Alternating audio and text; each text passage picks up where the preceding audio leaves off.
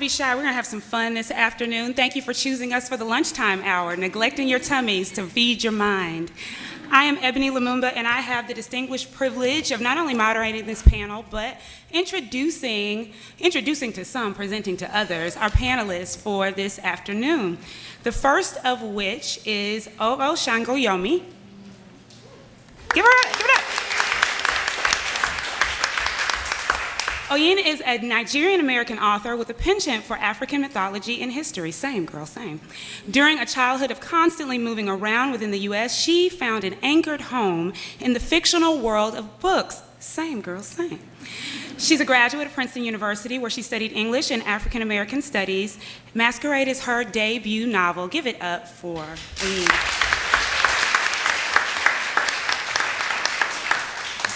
Let's see, our next panelist is Jenn Lyons. Jenn is a self-proclaimed geek. Same girl, same. And with an obsessive love of semiotics, mythology, occult mysticism, and science, she lives in ATL with her one husband and 3 cats. She has nearly an infinite number of opinions on anything from feminism to the correct way to make a martini. Same girl, same. And after self-identifying as an artist and graphic designer and illustrator since she was a child, she has come to the conclusion that while a picture may be worth 1,000 words, she would rather have the words. Same. Give it up for Jenn Lyons.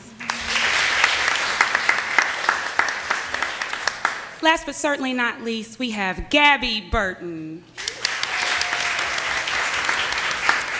Gabi grew up reading and writing in St. Louis, Missouri. She's a graduate of Bowdoin College and works as a paralegal and author on the East Coast. When she's not working or writing, which when is that? There's times? Okay. She's probably watching Netflix, same girl, same, scrolling through Twitter, or finding beautiful places to walk, preferably near a body of water. Welcome, Gabi Burton. So we're here to talk about the female lead in myth and fantasy, and I'm going to put some dots behind that, because not all of what we'll talk about today is myth or fantasy. But I want to dive in deep, right off the top, and talk about these incredible female protagonists that you all have created in your 3 most recent books. Ododo, for your book, Oyin. I want to talk about Anarod for your book, Jenn. And I want to talk about Saoirse. Oh, Saoirse. Do y'all know about Saoirse? You will when you go to the signing tent. So, I want to talk about these 3 characters. If each of you could illuminate the inspiration behind those women that you created, and then I might trouble your responses a little bit. So we'll start with you, Oyin. Sure. Testing. All right. You're live. So the main character of Masquerade, her name is Ododo, and it came about really primarily because I've always loved Greek mythology, and one of my favorite myths has always been the myth of Persephone. But to me, that myth was not really interpreted right, I think, when it became popular in the past few years. It was mainly interpreted as a romance novel or romance story.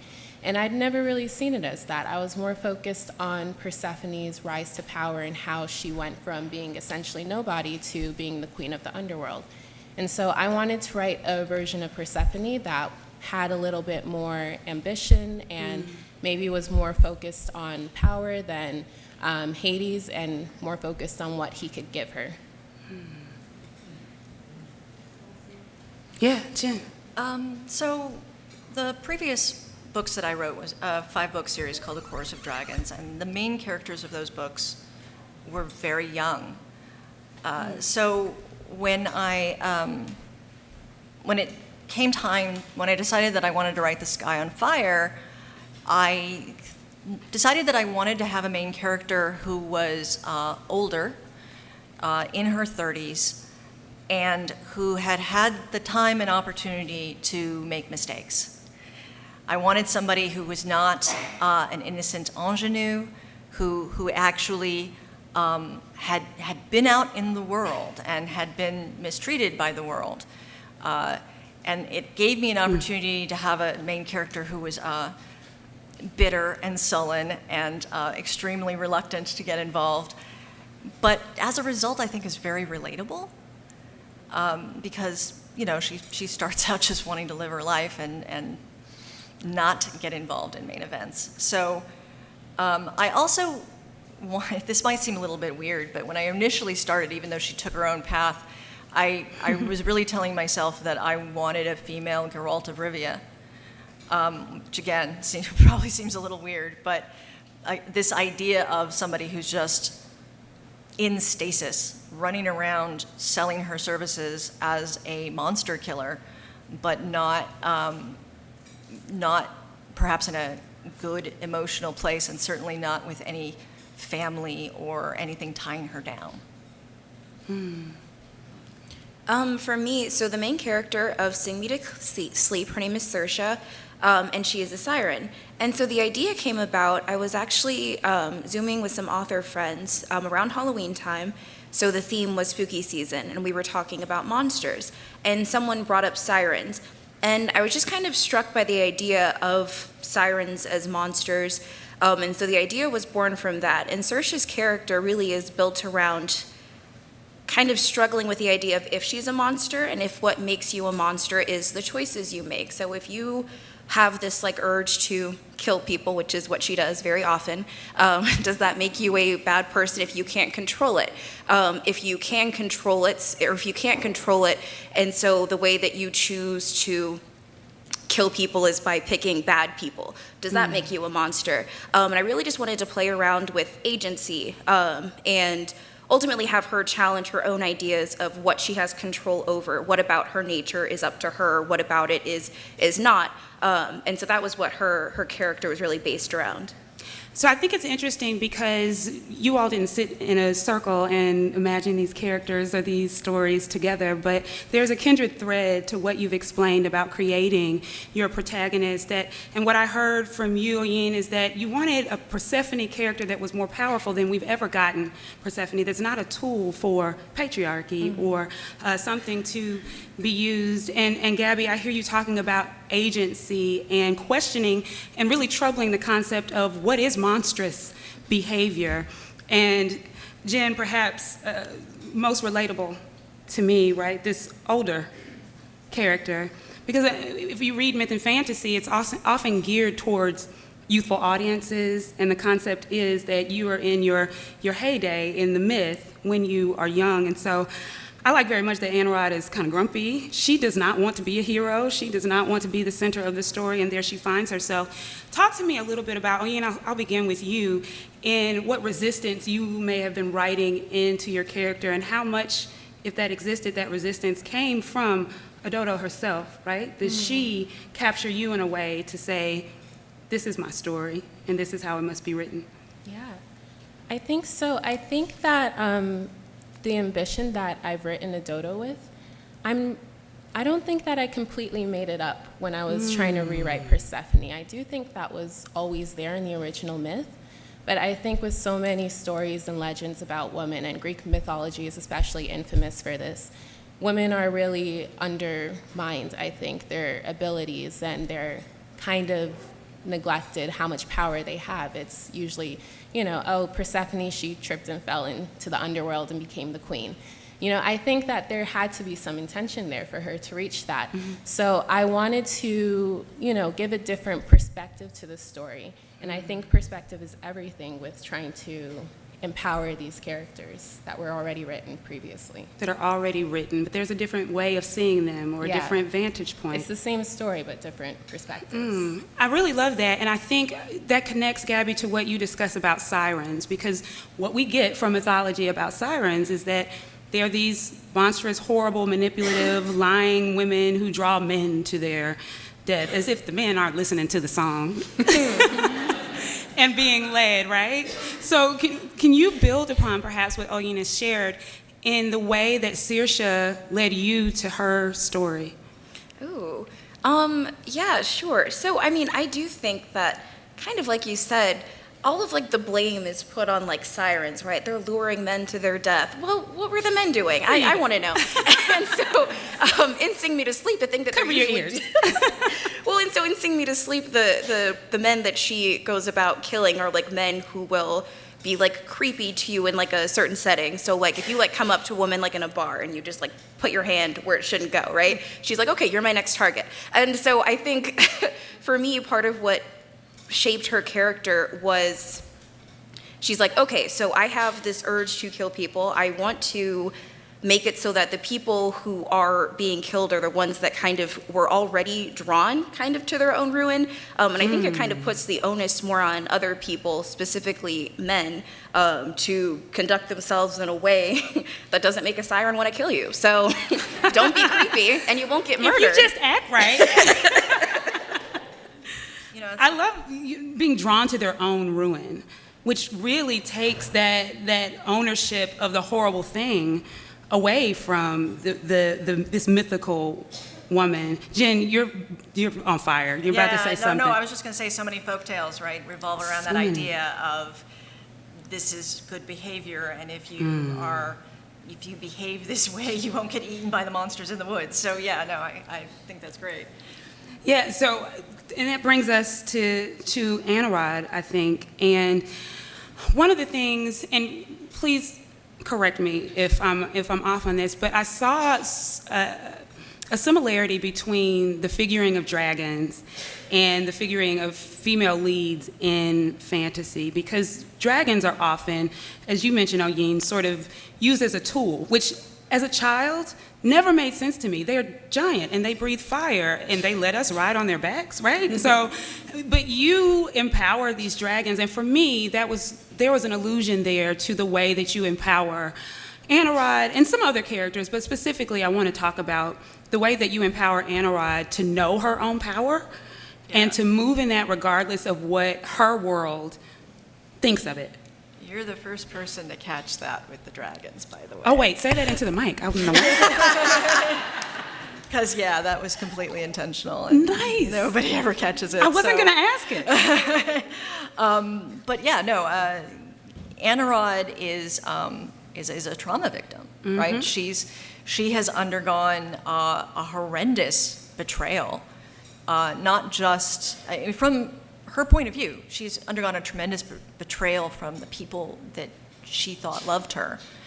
And so much of her life since then has been this response to that betrayal, which is, very often trauma victims don't deal with it well, don't make smart decisions as a reaction to that trauma. So an awful lot of her, she has a fierce set of scales on her to defend herself from damage because of everything that she has been through and what she has survived. But, the dragon thing, when I was first talking about this idea with my husband, I was talking about how dragons, exactly like you said, dragons in these sorts of stories are typically very loyal and very subservient and behave. It makes no sense. And they're kind of, I love dogs, but they're very sweet flying puppies, right? And their primary characteristic is loyalty. And he looked over at me and said, "What if they weren't loyal?" These dragons ain't loyal. These dragons are not loyal. I love it. And I said, well, that would change the entire dynamic of the society, because suddenly, why would humans be in charge? There's no reason for it. It makes no sense. And thus the novel happened. So I'm glad I got that right. I was going to ask you. So you all are obviously there's so much resistance that you allow to form in your characterization and the character development of these three women. I want to talk to you a little bit about how I see each of these works in particular resisting genre. So this session is called The Female Lead in Myth and Fantasy, and there's obviously mythical elements to everything, to some of the things in the text, but Oyin, I'm going to begin with you. Because Masquerade, it's historical fiction. And there are elements that could be mythical, but how do you characterize Masquerade? To me, Masquerade is purely historical fiction, and that was actually another main motivation for me writing it, because I've never seen a it's set in medieval West Africa, and I've never seen that setting explored in mainstream media. And so I really wanted to highlight that era because it's really such a rich period of history that I feel like few people talk about. But the funny thing is, I think we are so used to seeing Africa in a fantastical setting that even now, when I've written a historical fiction novel, people are still saying it's fantasy. They're saying like, oh, it doesn't have any magic in it, and it's very low fantasy, but it's still a fantasy book because, they can't. I think it's really hard for people to just see the history of Africa. And one of the things that people are pointing to as proof that it's fantasy is the presence of the Orisha, which are Yoruba deities. But the thing is, it is a real religion, and it raises the question, why are some religions more valid than the other? And this is also, another motivation for me writing this, because I don't think that any culture can be above another. I don't see why they can't all be on the same equal footing. You can snap. I heard. I think that's compelling. Because what I hear you saying is it's almost as if Africa has to have some element of magic to be entertaining or to be relevant. And that is a struggle. Gabi, when I think about Saoirse and the magic that takes place in your book, I wonder how you consider the need for some of the fantastical elements for us to really wrap our minds around a character like Saoirse, who will take you out, right? But she's a woman. And so even in our political discourse, in everyday discourse, we don't typically tie those traits to femaleness or womanhood, and it's actually inequitable, right? So where did you feel the need to add elements of fantasy so that Saoirse, who she really was, came through? I really wanted to make the world based around her. And so I knew when I started writing it that I wanted her to be the most powerful person there, but unable to kind of access that power, or live in a world that didn't want her to access that. So when I was making the world, kind of giving her power was a way of literally empowering her, but then also kind of shutting it off. So she's the last siren in her kingdom, so she literally has to hide the parts of herself that are most powerful away. It was also really important to me that she was kind of cut off from her history, because I think a lot of Black Americans can relate to that. And so for me, I wanted her to be someone who was very powerful in her world, someone who felt out of place, and someone who was cut off from her past, her history, her culture. And so the only access she has to who she is what other people tell her she is. And so her journey is kind of her discovering what her power is within herself and not just within the world that she lives in. So the magic of her world literally was just centered around how I wanted her to feel. And so as I was okay, I want her to feel this type of way, then I was okay, so that will give her this ability, or that will limit her in this way. So the world, the magic was all shaped around an experience that I wanted for her, and that I feel a lot of people can relate to, not in a fantasy setting. I love that you're centering Saoirse's experience, right? How you wanted her to feel, not how you wanted us to feel about her. I think that's what one of the many aspects that makes this such a powerful narrative, is because what she is going through is centered, and we can either get with it or, or not. Jenn, that brings me to Anarod, because Anarod also does not care what we think. But there was some empowering technique I saw in your work to boldly put this female character in front of us, who again is completely grumpy, right? A little ornery, is resisting every aspect of what she's called into the story to do. So talk a little bit about how you resist genre and even form at times in privileging Anna Rod's experience. I adore fantasy. I've grown up adoring fantasy. But because I love fantasy and have read so much of it, there's really nothing I enjoy more than subverting a trope. That's a bumper sticker. There's nothing I enjoy more.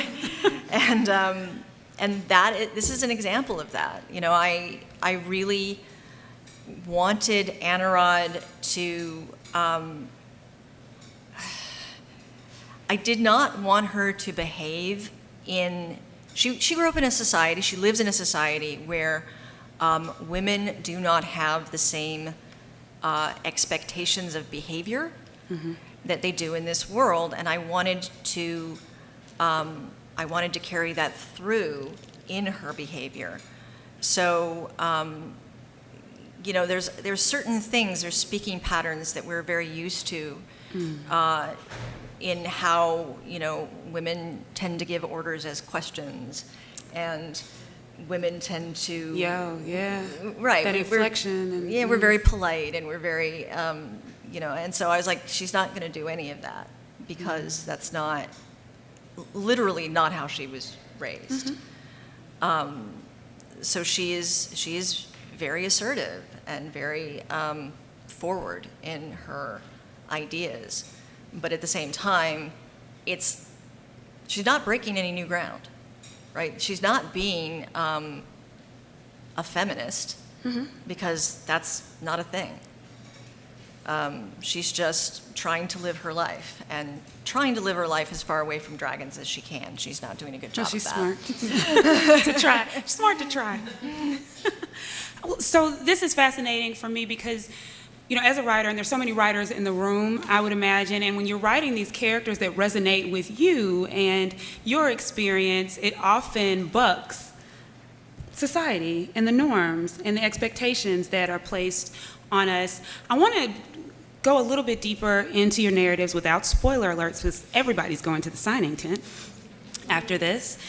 I want to think about what you love that came through that may have been unexpected, right? When we start to build worlds and develop these characters, they surprise us, right? And sometimes we have to put them down, like, oh, I wasn't ready for that. So, Oyin, what was pleasantly surprising for you about Ododo's journey? I think I didn't have too clear of an idea of Ododo's personality when I started. I kind of just wrote the book, and then she started doing things without me controlling her. And one thing that came out in her that I really loved was she starts the book pretty reserved and pretty, she's kind of the opposite of your main character. She doesn't speak her thoughts, and she kind of keeps them close to her chest. And at first, that's a bit of a disadvantage for her, and it's a bit of a weakness for her because she can't do what she needs to do. She doesn't have that kind of courage. By the end of the book, I like that she's still reserved, and she still holds her thoughts close to her chest, but now she's learned how to use that to her advantage. She doesn't really reveal her plans, and she also knows that people don't really see her as strong or smart, and that's exactly what she uses against them, to get information out of them and to rise through the ranks. So I really love women who don't necessarily need to act like men, for better words, for not Those are good better words. Yeah. Who don't need to act like men to be empowered. They don't need to particularly act masculine or learn how to physically fight. They can learn how to mentally fight and how to utilize that playing ground too.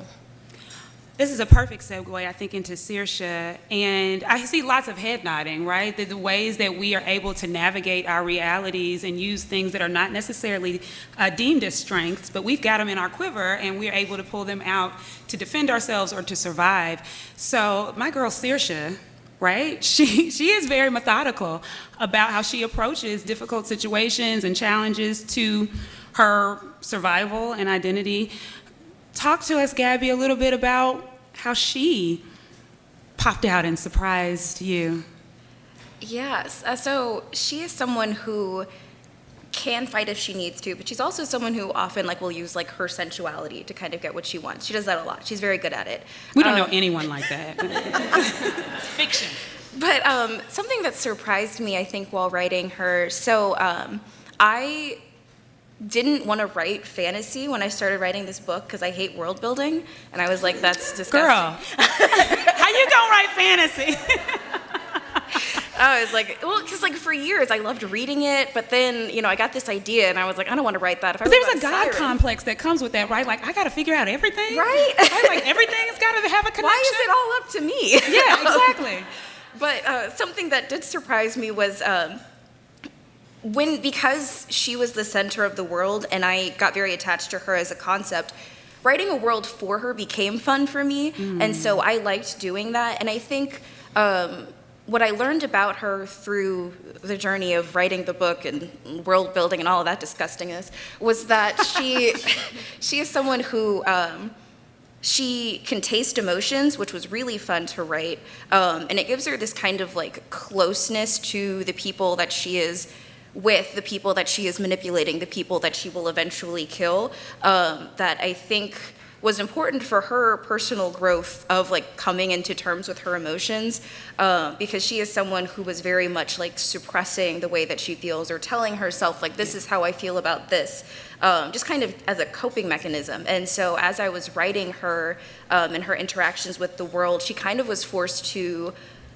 recognize her own emotions, and that was fun. And so through that, world building kind of became fun because I'm writing her reactions to the world that I made for her. And so then I started to begrudgingly like world building, but I would still say it's like pretty low down on things that I enjoy. Just tell us how you really feel about world building, really quick. Now, I like characters, characters are Yeah. the fun part. So when those are like in conversation with each other, that's the best part of it, I think. and there's a bit of world building that goes along with that, right? As these characters get to know one another, you can kind of cheat Yeah. a little bit. So Jenn, you built a completely new world when you already had one, right? With the Chorus of Dragons. You did not use the cheat code and just continue the story. You built a completely new world, which is a little mind-boggling, right? Even if you like world building, why punish yourself? But you do this, and I wonder if it's done around Anarod, if that's where it started, even if not, if so or if not, what surprised you about this new world as it formed itself? Because ultimately, that's kind of what starts to happen. Yeah, no, I love world building. You can tell. Yeah, no, I do love world building. And I literally start with the solar system and work in. Wait a minute. You start with the solar system and work in. The size of the sun, the rotation around the planet, the size. And now we get why Gabi hates world. the number of planets, the moon, the distance from the moon. That's from the incredible. Earth. Yeah, no, I love this stuff. But to me, I world build in until I get to plot. And one of the first things that I came across was the idea that this world has a very different atmosphere from Earth. It's about twice as thick, and the gravity's a little bit different, and a bunch of other stuff's different. But as a result of which, the atmospheric pressure at ideal human level is at around 18,000 to 20,000 feet. And sea level is 1.7 atmospheres, which is breathable, but if you think humidity in the south is bad. So very quickly this evolved into this idea of the people who get to live at 20,000 feet versus the people that have to live at sea level. So a class thing very a class quickly thing with evolved. atmosphere involved. And this idea that if the dragons are up here, then who gets to live up here is up to the dragons. And then you have all the people that who don't have that privilege because they refuse to be ruled. And then plot started happening based off of that. And then Anarod happened based off of that. I wanted somebody who had grown up here but was now spending all of her time here because she was an outcast. I love that you started a world and then the character sort of comes out of the world, out of that creation to be able to navigate that world. Right. You're also doing some very deep political commentary, honey, in how you are configuring this, and I'm here for it. Okay, so I want to sort of shift our conversation because you all have talked about how you've built these characters, the worlds that they live in. But this panel came together because each of you wrote these incredible stories with female leads in mystical or mythical worlds. But I want to talk a little bit about the tendency in the genres that you get placed in. You can write intentionally in a genre all day, but ultimately the marketplace will decide where you will be. I want to talk about this tendency that exists specifically in myth and fantasy, perhaps, to distort or manipulate female characters. And let's think about where that's rooted, right? What's the impetus of that? And what have you noticed, and how does your work resist those inequitable depictions? I think I want to start with you, Jenn. Sure. I've seen a lot of variations on it. Certainly, I think that it has been. I saw less of it with Sky on Fire. I think because people are kind of used to me now, but in my earlier books, there was a lot more pushback on how certain characters acted that kind of caught me by surprise.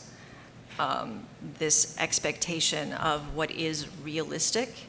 And I'm sitting here going, but magic. This is fantasy. So in this particular case, I think that I didn't get the pushback, which was awesome. Because nobody came up to me and said it's unrealistic that Anurag should be a really good sword fighter. It's unrealistic that they all bought into it. Everyone's bought into it. It's been really cool. So certainly they could have, but at least if anyone has, they haven't been brave enough to say it to my face. I want to shift to you, Oyin, because I read and study and teach African literatures. And some of what Jenn is discussing, right, and it is discussing about these projections onto specifically the female African character. Talk a little bit about where you see that rooted and if and how you were actively resisting that in Adodo. Yeah, that was something that I thought about a lot while I was writing Adodo. I haven't read many African female characters in literature, but the ones that I have read, they're usually basically walking symbols. They usually represent their people or their family, and they're supposed to be more symbolic than anything else.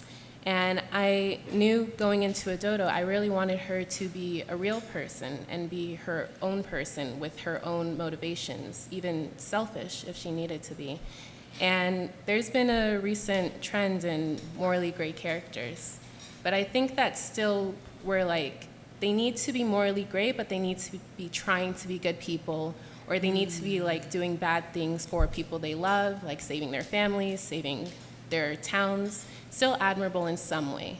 I really wanted a female character, especially an African female character, who wasn't redeemable, honestly. I love that. I wanted her to, she does have people she cares about. She loves her husband, she loves her mother, but when it comes down to it, she's always going to choose herself first.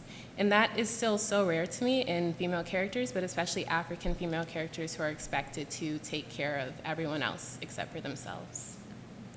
I love that because although we don't see it lifted in narrative, we see it in life.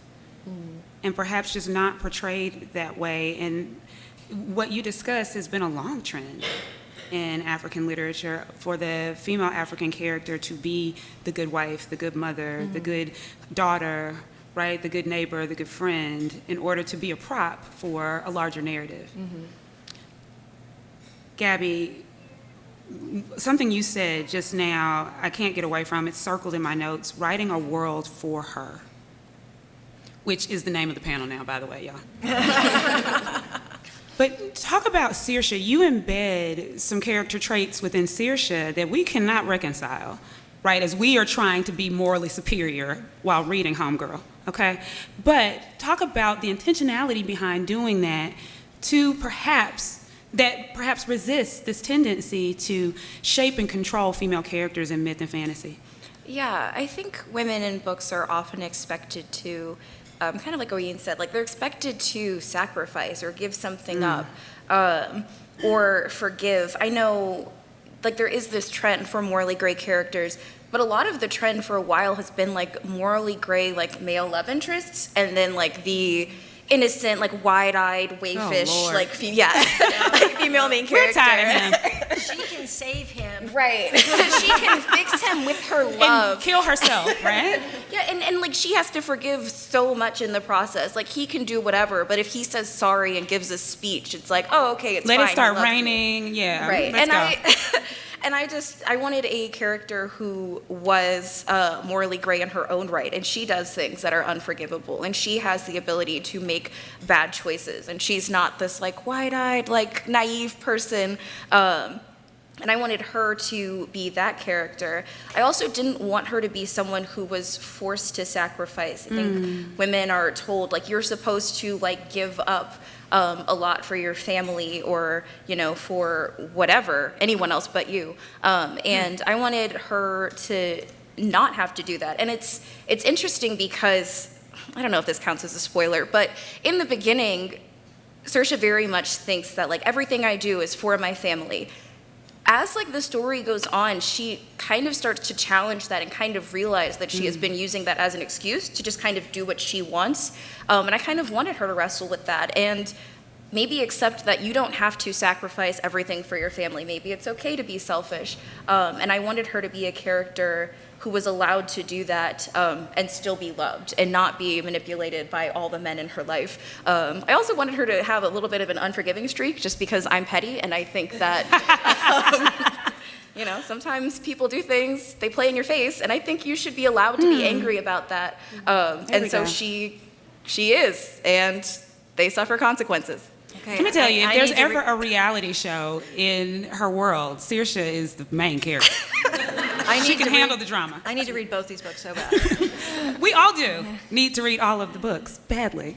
So I'm not gonna ask that question that creatives hate. Oh, what's next? Because y'all just birthed whole babies with these.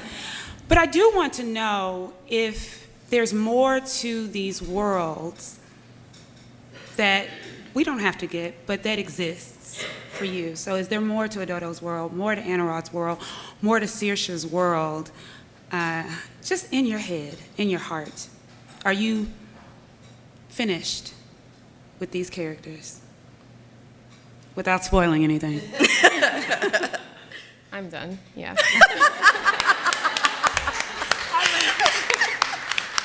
I really love stories that have a great beginning, great middle, and great end. So, but on the note of the world, I'm sorry, Gabi, but I also really love world building. And the thing is, this is medieval West Africa, and so I really want to get into other regions too, because there are so many different stories that are completely unrelated to Adodo, and I think it helps when you're trying to understand a region to have different perspectives to it, so I'd like to offer that. That's lovely. It's an amazing appetizer for us to go into all of these other like worlds. Yeah.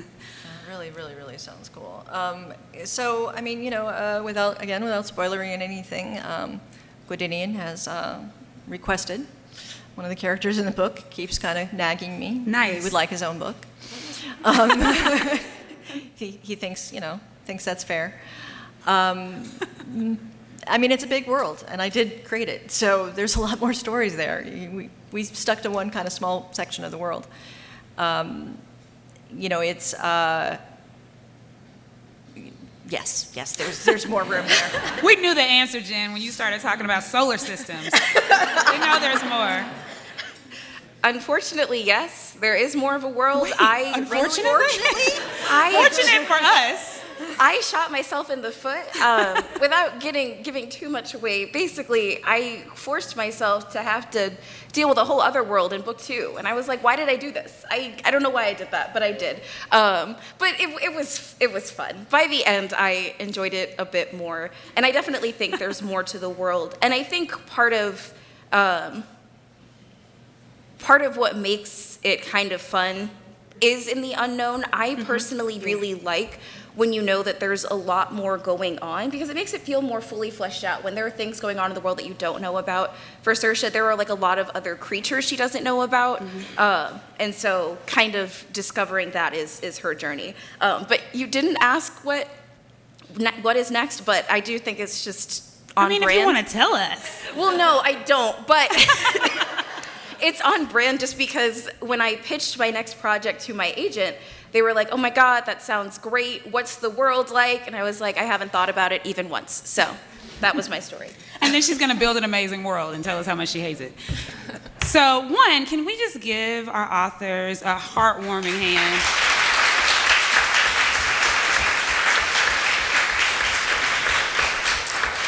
The moment you've all been waiting for is a little Q&A. Yeah. So there's a question just up front waiting. Go ahead. I feel like fantasy is often subordinated in the literary world below more like technically or traditionally like masculine genres. But here you are talking about how these female leads are kind of upending tropes and are addressing and challenging stereotypes in the real world and speaking to women's power. How do you grapple with that in your literary career? And do you have any thoughts on that? I actually think one of the best things about fantasy, or just any sort of like speculative fiction, is like in the ways that you can draw parallels between that and the real world, but you get kind of a degree of separation, so you can kind of read it on two different levels. Like if you want to read a book that takes place in a different world and you want to read it just to like fully immerse yourself in the world and like escape the world's problems, you can. But I think what makes it so fun is that you can go deeper and you can like actively think about all the ways that it parallels the world. And I think people might be surprised how often they're like, oh, was this intentional? And the answer is usually yes. Like usually authors are thinking about it on a deeper level. But I think the reason it kind of gets cast into this like, lesser genre is because people aren't thinking about like the second level all the time. But I think that's the best way to read it. I definitely think, I agree with that. I think that fantasy and speculative fiction is often used as a tool to understand our current world. And I think that's especially true for people writing from marginalized cultures, especially as Gabi mentioned, Black history and also African history. So much of that has been lost. And so Masquerade, for me, it's historical fiction, but it's also alternate history because I do have to like fill in some gaps that are just either maybe they're gone or at least they're very hard to find. And I think that it's really important to have these tools too. Your question about like fantasy being taken less seriously, that's something that I grappled with because I did study creative writing in school and they only respect literary fiction there. And that's basically when I learned that I have to stick to the art that is most meaningful to me and that represents what I want to tell the best. And for me, speculative fiction is a tool for that. I've always treated fantasy as science fiction on the social scale. It's an opportunity to interrogate different ways of life, different political systems, different circumstances. What if you lived in a world where the roles of gender were not the same? What if you lived in a world where the political structure is based on horse herds? One of them was basically, what if Wall Street was based on football outcomes? Yeah, I did that. So anybody who's written fantasy has probably been told at some point or another by readers, apologies, why are you getting political? Stay in your lane. And to which I say, writing is thinking, and therefore it is political. It's always political. Yeah. You may not notice the politics because you agree with it, but it is always there. And I try to be very cognizant of what I am saying in my story beyond the plot. You know, am I saying that we should trust a chosen one and put all of our faith in an autocratic figure? Am I saying that monarchies are great, actually? These are all decisions that have to be made. And I don't know that people necessarily notice, but I definitely do have that intention when I write. This is such good advice. Also, Gabi, did you want to entertain that question, or Sorry? did you want to entertain that question? Oh, I did. Oh, how did I miss that? It was I was in a trance. Okay, right here. Yes, sir. Of all the female characters in myth and fantasy, which one do you think got the shortest end of the stick? Now's your chance, Jen. Well, there's a lot of potential candidates to that one, but I gotta go with Grendel's mother. Really? Yeah. So here's the thing. There is for those who really want to geek out, I'm going to give you the short version of it, and the short version of it is there is a word in Old English that means fearsome or awesome or amazing. And it gets used in the original poem, Beowulf, to describe exactly two people, Grendel's mother and Beowulf. And when it's used to describe Beowulf, it means hero, and when it's used to describe Grendel's mother, it suddenly means monster. The context doesn't change, the circumstances don't change, but the Victorian white men who were translating it, that changed. So, Grendel's mother. I can get with that. Yeah. Anyone else? It's such a hard It's question. such a hard question. There's so many. I kind of want to say Medea. I mean, I feel like if I I sat was with it for thinking longer, Medea. yeah. I was thinking Medea. I feel like if I sat with it longer, like I might have like a different answer. But off the top of my head, I Because would Jason say- was horrible. He was horrible, and like I think being like she's the worst, and then like not holding up the fact. Okay, but Jason sucked too. I just think I think we should unpack both people. Yep. Yeah. That was a toxic relationship. It was. For yeah. sure. They should not have been And that together. doesn't make her right, but I don't think, the way that she's villainized. She's I'm like, the but we villain. have to look at the full picture. So Medea. I'm just going to throw Clytemnestra in there, too, for good measure. Let's see. I saw hand here, and then I see panda ears. You're next. Yes, so I love world building myself, especially with dragons. And I was wondering, when you are building these larger worlds, how do you choose to use like the realistic magic systems versus the magic systems that you're creating to subvert expectations, or like writing from the perspective of a monster character? How do you use that to like set your magic system or world aside from the countless other ones that are already out there? Okay, so I honestly tend not to concern myself with what else is out there, because that way lies madness. But I come from a deep background of D&D. You got to understand. So you better believe that there's rules for the entire magic system. Very, very detailed rules. I don't necessarily tell the readers. So, I need it for my consistency to make sure that I can, not have myself accidentally breaking the rules, because there are readers who will notice it. But really, I just am trying to come up with something that is internally consistent, that I understand, and that will make a good story. Panda ears. It's my first time seeing all of your faces. Hi.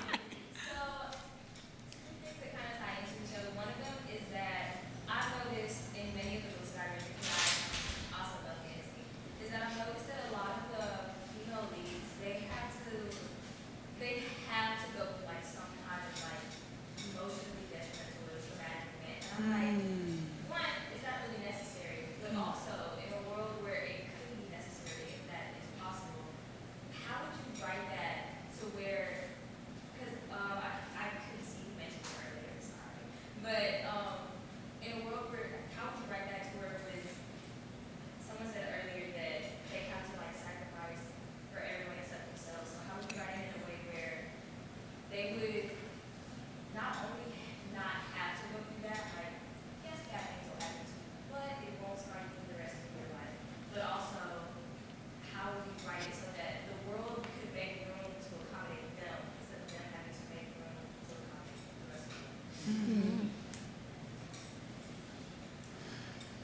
Masquerade, for Dodo, it's been described as a villain origin story, and this was intentional. I did want to write a corrupt woman, and she does go through a lot of things, high-pressure situations that kind of ultimately shape her into who she becomes. But one thing that was really important to me is that she didn't really change that much. I think at the beginning, she's always been who she was. She always wanted that power, and she was always going to do anything for it. And so in terms of avoiding, them undergoing traumatic things, I wanted her to already have that kind of seed of kind of darkness in her, honestly. And that also leads back to writing a more realistic female character, because I wanted her to be someone who was imperfect from the beginning. It wasn't the world that made her like that. She's just like that on her own. Yeah, I think for me, I wouldn't point to like any one specific thing, like this trauma is like what shaped Saoirse into who she is. But it was important to me that a lot of the things that she goes through are the consequences of her own actions. So because I wanted her to be a character who had agency and power over her own life, I think that means that a lot of the things that she goes through, were because of things that she does. Like, she ultimately is someone who has like wreaked a lot of havoc in other people's lives, and there are consequences for that. And so I think for me, like, making her like a fully fleshed out like female character is that, like, yeah, she has the power to make choices, and sometimes she gets to make bad choices, and I think that's important. But I also think it's important, sometimes bad things happen if you do bad things. And so I don't want to say like her trauma is her own fault, but I would say that the consequences of her actions were because of the way that she potentially traumatized other people. Yeah. Well, when it comes to my characters, I'm definitely an equal opportunity traumatizer. That's not easy to do. But if we want to talk about pet peeves in how women are treated in it's not just fantasy stories by any means, it's just storytelling. It's the idea that the only things that can motivate a woman are her child or her rape. And nope, just not doing that. And I made that conscientious decision that I was not going to do that in my work, because I do not want to normalize it. I don't think a woman should be defined by sexual violence or by what she has, again, given the world. The idea that she needs to have a child. No offense to those who have had children, it's great. But, in terms of motivating for stories, there's a lot more out there. So I feel like it was really just the decision to not do it, and everything else kind of fell in. Yeah, so Easily. I think I'm sorry. No, go ahead. I was just going to say, just to build off that, I think, with like the narrative of like everything must be done, as a result of something horrible that happened to me. I think oftentimes like when that narrative is told, it's like, well, that had to happen so that I could grow into this person. And I really don't like that mindset. And I think, people can be in different places in terms of like personal healing, and maybe a story like that like hits you where you need it. But I think that narrative can be really harmful if it becomes the norm. So I think it's important that we have stories that don't say like, your trauma is necessary for your personal development. Yeah. That's powerful. So we're at about 5 minutes out, which I think, do you have a follow-up? I got a million questions. You got we don't have a million minutes. Okay, let me see if anyone else who hasn't had the opportunity to ask a question, and then we can come back. Any other questions? Oh, I see a hand. But keep your questions and go to the signing tent. That's a lovely way to end. I love editing. Editing is so fun, because that's like, the first time you write a first draft, it's awful. It has to be garbage. And because you're telling the story to yourself. And then the next time you go through it, you get to like turn it into a book. And that's so much fun. Like watching it come together is my favorite part about writing. I love drafting. I love the first draft. Girl. It's my favorite part because it's where you don't need to be perfect. I'm just emptying all my ideas onto the page, and this is the part where I'm creating and where I'm finding new things. Editing is really hard for me because that's where I have to make it legible and be readable. But drafting, it always feels like just for me. Man, I love every stage of it. But I'll pick on the beginning, right? When anything is possible. Everything's possible. You know, you don't really know what your story is yet. You're still figuring it out. You're pulling in ideas and seeing what gels. It's just such a cool period where, you know, anything could happen. It's great. Like solar systems. You all, please join me in thanking again Lyons, Jenn, and Gabi